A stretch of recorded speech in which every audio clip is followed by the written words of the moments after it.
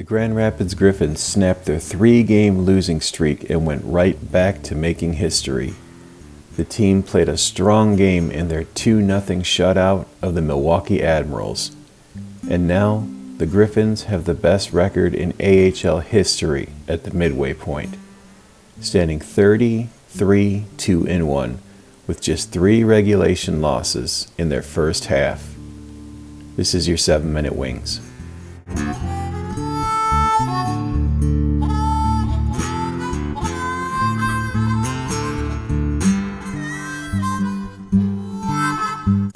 Welcome back to the Red Wings Report with Strings and Pucks. This is Jeremy Laura. Please click the like button if you haven't yet. Please click subscribe and share this out. And head over to Hockey Hot Stove where I write the Red Wings column. And you can read write-ups on the other 31 teams in the league. Just a couple of quick housekeeping notes. Someone had talked about the volume of these episodes. If there's any distortion, I apologize. I'm just trying to get the signal a little bit hotter. Let me know if that works better for you. And we'll just keep on tweaking this as we go. So the Griffins get right back on track. They have their first 3-game losing streak of the season coming into this one. And Milwaukee is a team that just loves to bring it against the Griffins. These games are getting intense, and the next one I have to imagine is going to be another battle. So after this win, the Griffins are 33-2-1 with 63 points in 36 games.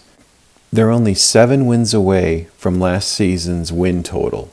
Last year, they had 37-29-0-6, 80 points, and they made the playoffs. But right now, they're on pace for over 120 points this year. Now, do I expect them to get there? Not really, but this certainly is a team that should be eclipsing 100 points this year. They should certainly be considered one of the favorites to get to and even win the Calder Cup. The Griffins had really been suffering with some lapses in their game recently, and a couple of issues were just the battle from beginning to end. Well, in this one, they outshoot the opposition 29-10. Such an impressive team effort from start to stop.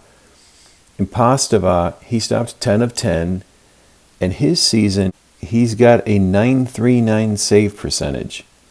He's 6-1-0-1 with a 1.68 goals against. Bantle opened the scoring, and Sheldon Dries scored his 150th career AHL goal. Lombardi and Danielson both had assists, and Danielson, he looks the best he's looked in months in terms of energy. So Nate Danielson, he's played a total of 9 AHL games this season. He has 8 points, 2 goals, and 6 assists. You can see his confidence is back, and he's skating all over the ice. He's playing defense, and he's creating offense. I think this move helped him a lot.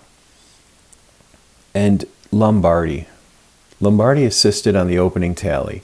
He had the secondary assist. I have the goal reel playing above, so you're bound to see it. There were only 2 goals last night. Lombardi did what I love to see in his game, and that is he carries the puck, and he uses his ability to skate to open up space and make passes and make plays.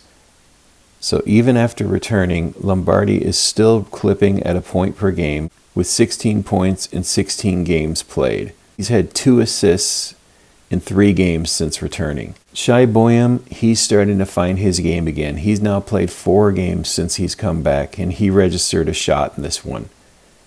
So what I like that's happening amongst the history, amongst what Grand Rapids is doing, is the prospects are developing again.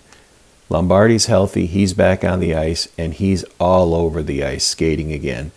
Nate Danielson, you need his confidence back, and that's exactly what you're getting from him. Shai Boyum, to me, heading into camp, was the top AHL defenseman that the club had. I felt like his skating, his ability to shoot, his ability to jump in on offense, and his physicality had put him in line ahead of Tuomisto and Wallinder. And he's starting to show that again.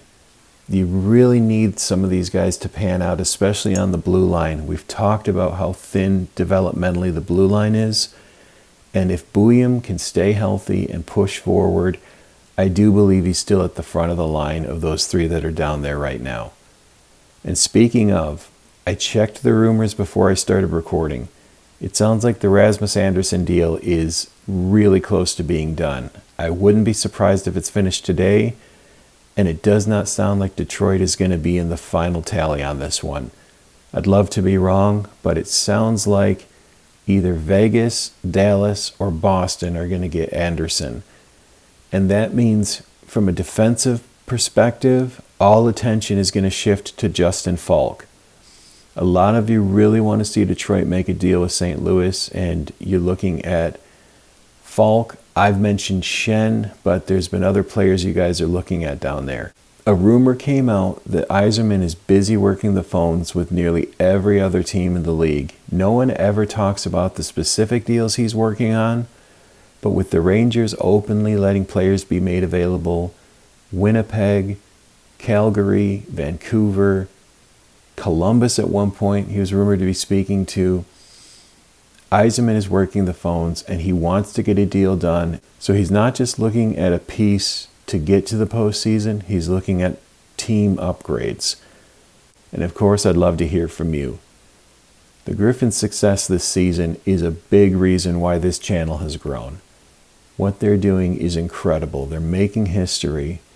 More importantly, to me, you're seeing development again. You're seeing Bouillon back on the ice, Lombardi back on the ice. Danielson's back to finding his confidence down there right now. And Yzerman is working the phones. And Detroit needs to be on the winning end of one of these bidding wars. And hopefully it's on the blue line. This was your 7 Minute Wings.